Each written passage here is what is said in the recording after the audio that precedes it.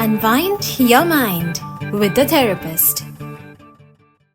जी हाँ, लाइफ सही है, यही रीइंफोर्स करना चाहते हैं हम बार बार अपने इस सेगमेंट के जरिए कि लाइफ सही है, टेंशन नहीं है। कहते हैं ना, जैसी सोच आप बनाएंगे वैसे ही कई बार आपकी आसपास की परिस्थितियों को आप लेने लगेंगे, उसी स्पिरिट से भी लेने लगते हैं। फिर चीज़ें जो जैसी भी होती हैं उसमें बेहतरी अपने आप धीरे धीरे होने लगती है, या गड़बड़ होती है तो और गड़बड़ होने लगती है, क्योंकि हमारी स्पिरिट उस तरह की हो जाती है, हमारी सोच वैसी हो जाती है। तो मॉडल या और एक्टिव हो सकते हैं उनको सॉल्व करने के लिए या ना कुछ करने के लिए उनके लिए। तो अनवाइंड योर माइंड सेगमेंट में हमारी बहुत सारी इमोशनल, मेंटल या जस्ट कई बार सवाल उठ रहे होते हैं जो हमारे दिमाग में रोजमर्रा में, या हमारी छोटी छोटी समस्याएं होती हैं, और कई बार लगता है इसके लिए क्या किसी के पास जाना है ना। तो भाई, किसी के पास नहीं भी जाना तो आप रेडियो ट्यून इन जरूर कर सकते हैं इस सेगमेंट के लिए, और अपने वो छोटे छोटे सिंपल से सवाल जिनके जवाब बहुत ही उलझे उलझे लगते हैं आपको और मिल नहीं रहे होते, उनके लिए भी आप हमें कॉल कर सकते हैं। स्टूडियो का नंबर रहता है during this segment is 4165930055।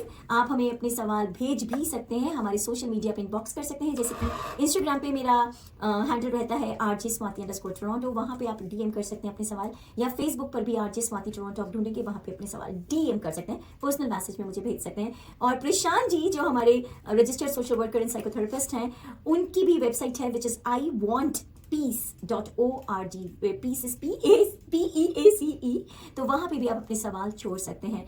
Prashant ji, welcome. Thank you so much Swati ji, and hello everyone. हमारे लिए मंडे को आप टाइम निकालते हैं डिलीजेंटली, हर महीने, हर वीक, उसके लिए बहुत बहुत धन्यवाद। क्योंकि मुझे लगता है ये जो हम किसी के कुछ सोच के कुछ डिसीजन लेते हैं लाइफ में जो सिर्फ अपने लिए नहीं होते, और उसके लिए हम इतने कमिटमेंट से समय निकालते हैं, उसके लिए तो एक सैल्यूट बनता है। It is always a pleasure, and I hope with your help we are trying to help the community in the best possible manner we could. तो नेक्स्ट क्वेश्चन मेरे पास ये आया है कि वो कहते हैं कि मेरे बच्चे सुबह उठने में, स्कूल जाने में, जब सुबह जल्दी उठना पड़ता है, बहुत रोते हैं, टाइम पे नहीं उठते हैं, और काफ़ी मेस रहता है इन द मॉर्निंग। वैसे ही मॉर्निंग में जब सबको बाहर जाना होता है बहुत बिजी रहता है, लेकिन आधा घंटा से भी ज़्यादा वो कहते हैं उनको उठाने में लग जाता है सुबह, और उसमें वो आधे नींद में ही होते हैं, एंड बहुत एफर्ट्स और स्ट्रगल रहती है बच्चों की भी और मेरी भी। क्या कर सकते हैं उनके वेकिंग टाइम जो है वो एक सेट हो जाए डिसिप्लिन की तरह? बिल्कुल ठीक है, और मैं वही जैसे पहले भी कई बार मुझे अपनी याद आ रही है अपनी याद आ रही है। मुझे लग रहा है कि काश उन्होंने सवाल पूछा है वो मेरे सामने होते हैं, फिर मैं उनसे एक सवाल पूछता कि ये समस्या आपके बच्चों में ही है या आप में भी है। क्योंकि एक बहुत रिसेंट जो हेल्थ रिपोर्ट आई है कनाडा में, उसमें कहा है कि most of the adults I am using the word adults here, not children, most of the adults in Canada are sleep deprived, which means they have to go to work in the morning, therefore they have to choose to get up early, but they never go to bed on time. तो अब again, अगर आप किसी बच्चे को, elementary school के बच्चे को कह रहे हैं वो सुबह जल्दी नहीं उठता, तो मुझे एक ऐसी फीलिंग आती है which is I think we all should accept that it is more of a parents problem. आपको ना पेरेंट्स आपसे बड़े नाराज होने वाले हैं। आप हर चीज में पेरेंट्स को ना ये करना चाहिए। देखिए, मैं बच्चों को नाराज नहीं कर सकता। अच्छा, that's sweet of you। ठीक है, तो आप ये देखिए कि बच्चा उठता टाइम पे नहीं है, इससे भी पीछे जाइए, आप ये देखिए बच्चा सोता कब है। अच्छा, ठीक है ना। और मैं एक आपको एग्जांपल दूंगा अपनी लाइफ से। हमारे एक बहुत क्लोज फैमिली फ्रेंड है। देखिए, कुछ स्टडीज होती हैं शॉर्ट टर्म, कुछ रिजल्ट्स आते हैं शॉर्ट टर्म। आप गलत खा लीजिए, आपको 5 मिनट में पेट में दर्द शुरू हो जाए। लेकिन कुछ स्टडीज होती हैं लॉन्ग टर्म, तो उसमें आपको जो रिजल्ट्स आता है वो 10 साल, 15 साल, 20 साल में ही आते हैं। अरे बस पूछो क्योंकि वो स्टडी ही इस तरह की है। फॉर एग्जाम्पल, जैसे हेल्थ में भी बोलते हैं कि जो हमें डायबिटीज होती है, टाइप 2 डायबिटीज, वो भी एक दिन में नहीं होती, वो भी बॉडी में 5, 10, 15 साल लगते हैं उसको। आपने जो भी लाइफस्टाइल रखा है, हाँ, लाइफस्टाइल रखा है। तो मैं एक एग्जांपल इसलिए बताना चाह रहा हूँ, हमारे एक बहुत क्लोज फ्रेंड है, तो उनके 2 बेटे हैं। अभी तो बड़ा बेटा यूनिवर्सिटी जाने के आसपास है, और छोटा से 2 साल छोटा होगा। तो जब वो बच्चे बिल्कुल छोटे थे, तो जब भी किसी इवनिंग पार्टी में उनको हम बुलाते थे, तो वो तीन चीजें करते थे। या तो वो आते नहीं थे, पहली चीज पहली बोल देते थे इवनिंग की है पार्टी, सॉरी मैं आ नहीं सकता। हम पूछते थे क्यों नहीं आ सकते, बच्चों के सोने का टाइम तो हमें लगा अरे क्या कर रहा है। और दूसरा होता था कि वो अकेले आते थे, उनकी वाइफ और बच्चे नहीं आते थे। हम पूछते थे फैमिली को नहीं लेके आए, वो बच्चों को सुला रही है। तीसरा जो हम देखते थे, वो जैसे 8 बजे पार्टी शुरू है, वो 7 बजे आके 8:15 चले जाते थे, सारी फैमिली, कि भाई सोने का टाइम है, कि भाई सोने का। तो हमें लगता था क्या इन्होंने हाइप क्रिएट कर रखी है। लेकिन अब हम जब उन्हीं बच्चों को आज से, ये तो मैं 10-12 साल पुरानी बात बता रहा हूँ, देखते हैं, तो वो बच्चे आर्ट्स में, एकेडमिकली, स्पोर्ट्स में इतना अव्वल कर रहे हैं, इतने ज्यादा अच्छे, उनका डिसिप्लिन सोने का, उठने का बना हुआ है। Yes, you have to maintain discipline. और इसमें एक और चीज जो बहुत इंपॉर्टेंट है, हमारी बॉडी को नहीं पता कि आज फ्राइडे नाइट है और आज संडे नाइट है या मंडे नाइट है।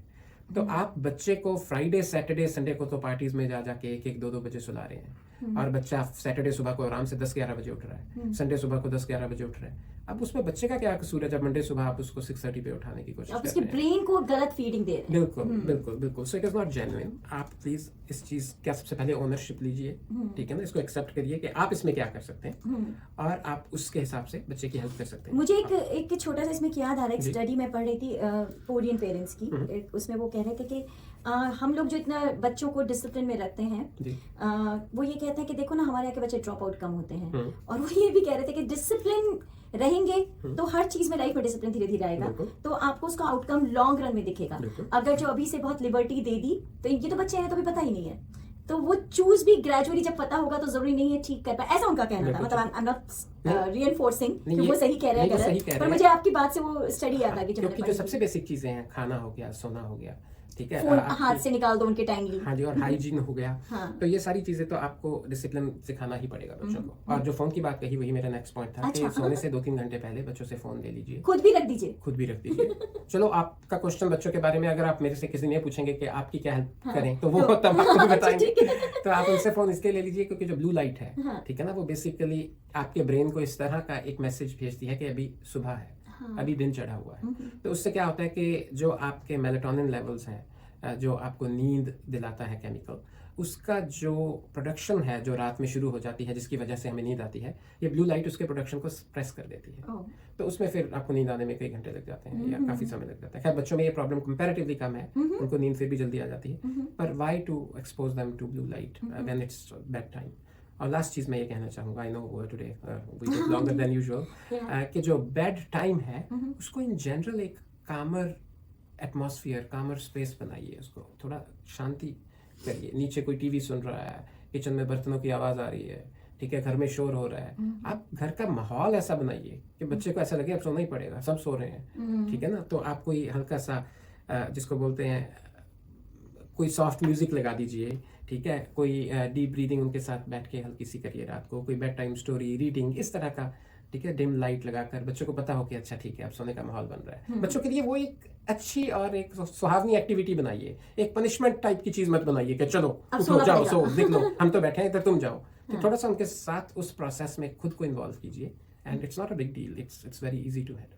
ओके, चलिए इन्होंने तो बता दिया it's very easy to handle, आप एक बार कोशिश करें और फिर इन्हें बताएं कि how easy it was for you. शान जी या किसी भी थेरेपिस्ट से बात एक बार कंसल्ट करने में कोई हर्ज नहीं होता, वहां से आपको कुछ डायरेक्शन ही मिलती है और कुछ वो फायदा ही करता है। जैसे कि प्रशांत जी बताते हैं 15 minutes of first consultation is बिल्कुल फ्री। प्रशांत जी का नंबर, प्रशांत जी पर क्लिनिक का नंबर फिर बताएंगे प्लीज। जी, हमारा नंबर है 905-405-8224 905-405-8224। If you want to have any appointment, इस नंबर पे कॉल करके आप प्रशांत जी को पूछ सकते हैं और अपॉइंटमेंट ले सकते हैं। फर्स्ट 15 मिनट्स का जो अपॉइंटमेंट होता है बिल्कुल फ्री होता है। अगले हफ्ते प्रशांत जी मंडे को फिर बात करते हैं। Thank you so much for the time today. Always a pleasure Swati ji, see you next week.